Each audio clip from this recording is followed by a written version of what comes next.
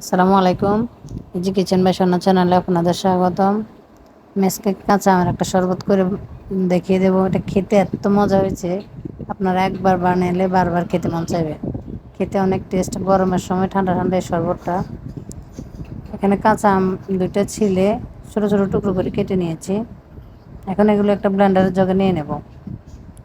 কাঁচা আমের টুকরোগুলো নিয়ে এখন চিনি দিয়ে দেবো। 3 টেবিল চামচ চিনি দিয়েছি। আমের টকের উপর নির্ভর করে চিনিটা দিতে হবে। এখন 5-6টা পুদিনা পাতা দিয়ে দিয়েছি। 1 চামচ বিট লবণ দেব।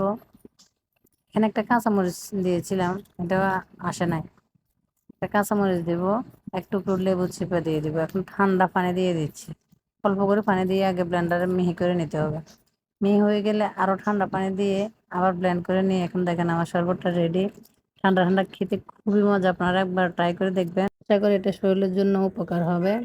একবার খেলে বারবার খেতে মন চাইবে। আসসালামু আলাইকুম।